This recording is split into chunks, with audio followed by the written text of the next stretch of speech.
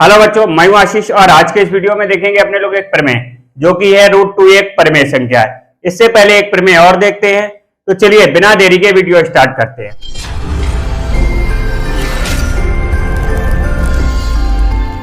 ठीक है, प्रमेय पहली देखते ही है। ये कह रहा माना P एक अभाज्य संख्या है। माना P एक अभाज्य संख्या है और P a स्क्वायर को विभाजित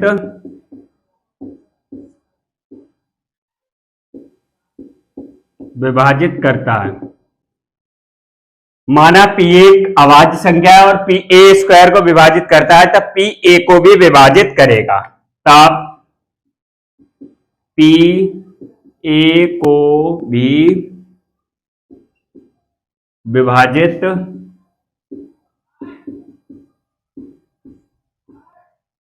करेगा, जहां a एक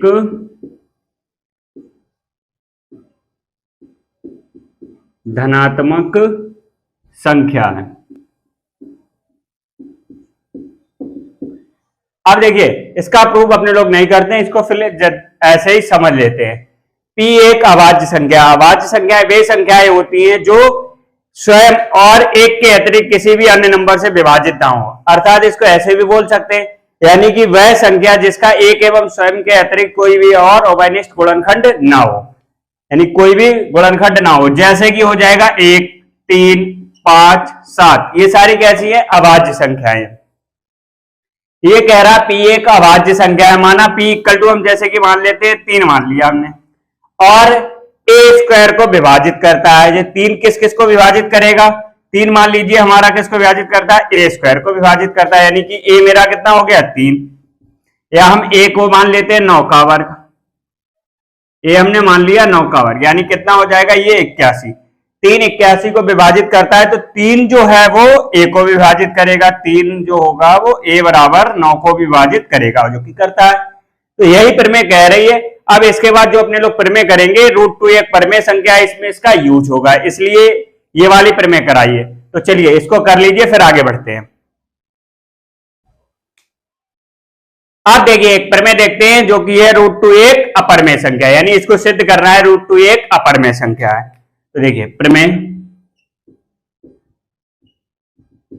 √2 एक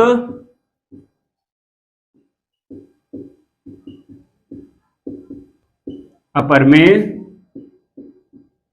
संख्या है। ये अपने लोगों को सिद्ध करना है। क्या सिद्ध करना है? √2 एक अपरमेय संख्या है। तो चलिए देखिए इसका उत्पत्ति करते हैं, इसका प्रूफ करते हैं। तो देखिए इसका उल्टा मान लेते हैं। सिद्ध करना है कि √2 एक अपरमेय संख्या है, मान लेते हैं √2 एक जो है संख्या वो कैसी है? परमेय संख्या है। माना √2 एक परमेय संख्या, परमेय संख्या है।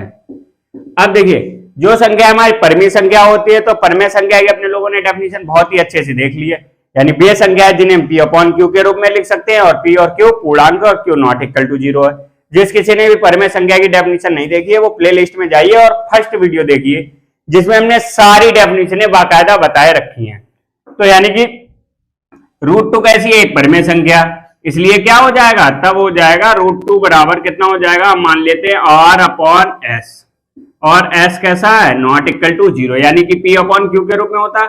तो S हमारा कैसा? नॉट इक्वल टू 0, और कैसा है? R और S जो कि है वो कैसा है? इंटीजर है, यानी पूर्णांक से आया है। ये हमारी परमेय संख्या की डेफिनेशन पूरी लिख दी हमने।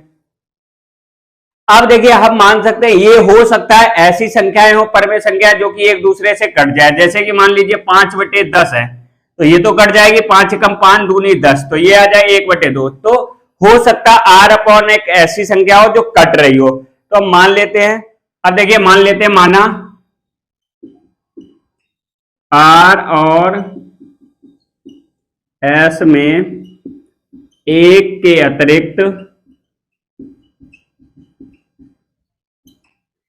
अतिरिक्त कोई और उभयनिष्ठ गुणनखंड है। अब देखिए आर और एस में एक के अतिरिक्त कोई और उभयनिष्ठ गुणनखंड है, तब हम इस उभयनिष्ठ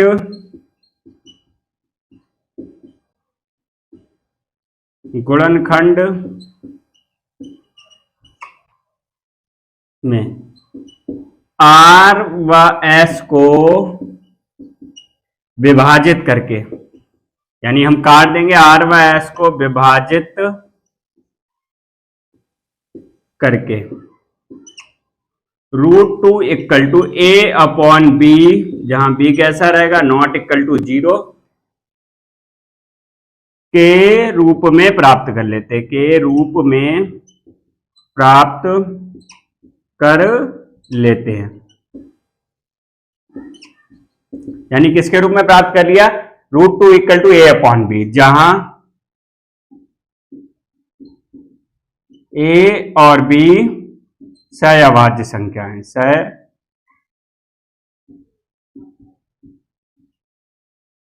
सहअभाज्य यानी बोलते हैं को प्राइम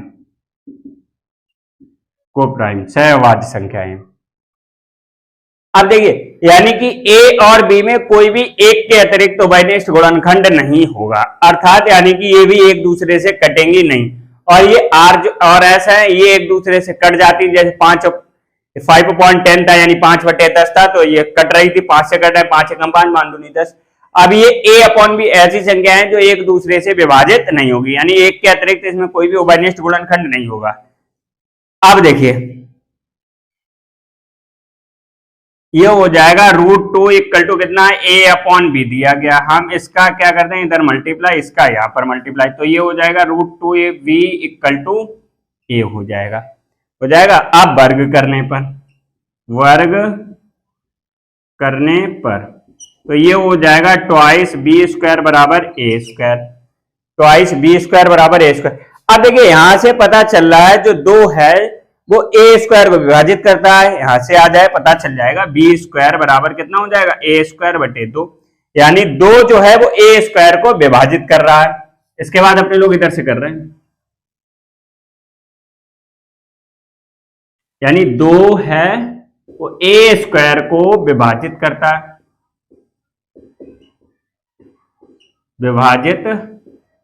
है। अभी अपने लोगों ने एक प्रमेय से पहले पढ़ी थी, कौन सी, यदि P एक अभाज्य संख्या और P a स्क्वायर को विभाजित करता है तो P a को भी विभाजित करेगा, यानी जो है ये कैसी है, अभाज्य संख्या है ना, और हमारे किसका a स्क्वायर को विभाजित करता है, तब इसको हम डाल देते हैं, यानी हम देखिए पूरी प्रमेय नहीं लिखेंगे बाई यानी प्रमेय से, हम डायरेक्ट लिखे देते हैं प्रमेय से। आप क्या करना है, ये पूरी प्रमेय लिखेंगे, कौन सी, माना P एक अभाज्य संख्या है, मेरे पास जगह की कमी पड़ रही है, यानी कि P एक अभाज्य संख्या है और P a स्क्वायर को विभाजित करता है तब P a को भी विभाजित करेगा, ये आप पूरी प्रमेय लिखें। तो देखिए 2 जो है वो किसको विभाजित करेगा, a को भी विभाजित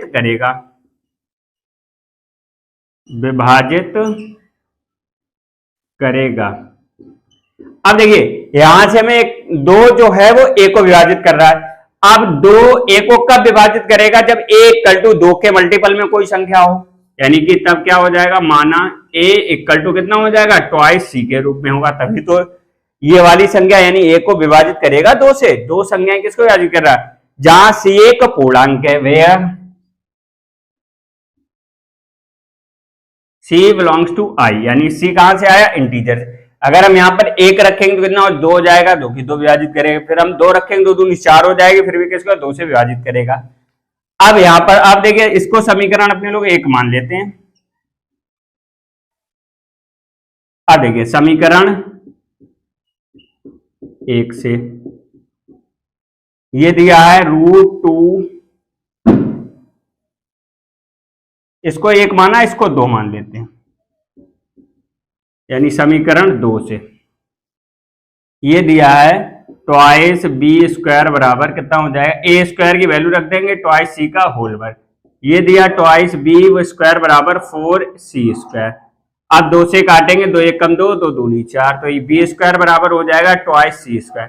अब यहां से दिख रहा है 2 जो है वो बी स्क्वायर को विभाजित कर रहा है, 2 जो है वो किसको विभाजित कर रहा है, यहां से 2 जो है वो बी स्क्वायर को विभाजित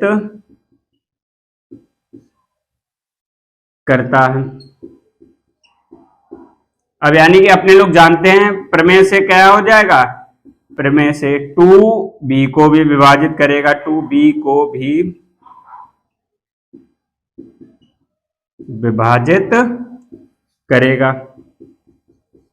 यानी यहां से क्या पता है, अब देखिए 2 जो है वो a को भी विभाजित कर रहा है और 2 b को भी विभाजित कर रहा है, यानी a और b में कम से कम एक उभयनिष्ठ गुणनखंड कितना है, 2 आ गया।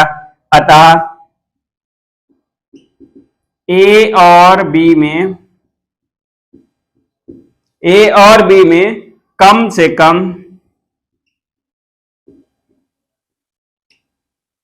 कम एक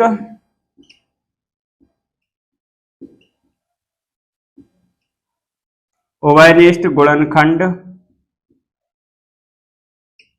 2 है। अब देखिए यहां पर एक उभयनिष्ठ गुणनखंड कितना मिल गया, 2 मिल गया। और जबकि अपने लोग यहां पर क्या कह चुके थे, ए और बी कैसी है, सहअभाज्य संख्या, यानी एक भी उभयनिष्ठ गुणनखंड नहीं है, एक दूसरे से कटेंगे नहीं। अब यहां पर यानी कि एक उभयनिष्ठ गुणनखंड 2 मिल गया, यानी कि 2 भी ए को विभाजित कर रहा है और 2 बी को भी विभाजित कर रहा है। परंतु इससे अब लिख देंगे, परंतु इससे इस तथ्य का विरोधाभास प्राप्त होता है कि √2 एक परमेय संख्या है, √2 एक परमेय संख्या है। ठीक है, परंतु इससे इस तथ्य का विरोधाभास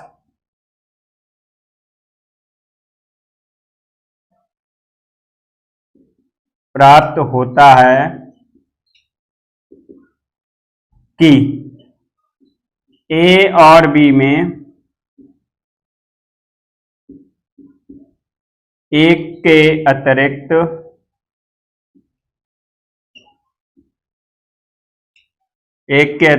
कोई और उभयनिष्ठ गुणनखंड नहीं है। यानी इससे इस तरह का विरोधाभास यानी उल्टा प्राप्त हुआ क्या, कि अपने लोगों ने माना था एक और बी के बीच में कोई एक उभयनिष्ठ गुणनखंड नहीं है, यानी ए और बी के बीच में हमें एक के अतिरिक्त उभयनिष्ठ गुणनखंड मिल गया। कौन सा मिल गया, 2 मिल गया, है ना। इसलिए इस तथ्य का विरोधाभास प्राप्त होता है, इसलिए इस तथ्य का विरोधाभास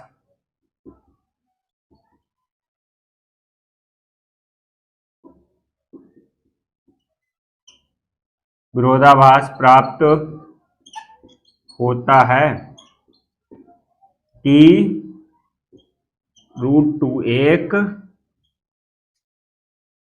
परमेय संख्या है। अब यानी ये इसका उल्टा प्राप्त हो गया, तो अतः कैसी होगी, जब परमेय संख्या होगी नहीं तो कैसी होगी, अतः इसके बाद इधर करे देते, अतः √2 एक अपरमेय संख्या होगी। अब देखिए इसको कर लीजिए, इसके बाद अपने लोग कल करेंगे, कल अपने लोग प्रश्नावली 2C करेंगे। और ये मोस्ट इंपॉर्टेंट है और ये हर बार बोर्ड एग्जाम में पूछी जाती है। हो सकता है √2 कर दें, √3 कर दें, √5 कर दें, इन 3-4 में से एक क्वेश्चन अवश्य रहता है, हर साल पेपर में रहता है, तो इसको जरूर कर लीजिए। और इसके बाद मिलते हैं अपने लोग कल मिलेंगे प्रश्नावली 2C के साथ में। तो चलिए बाय बाय।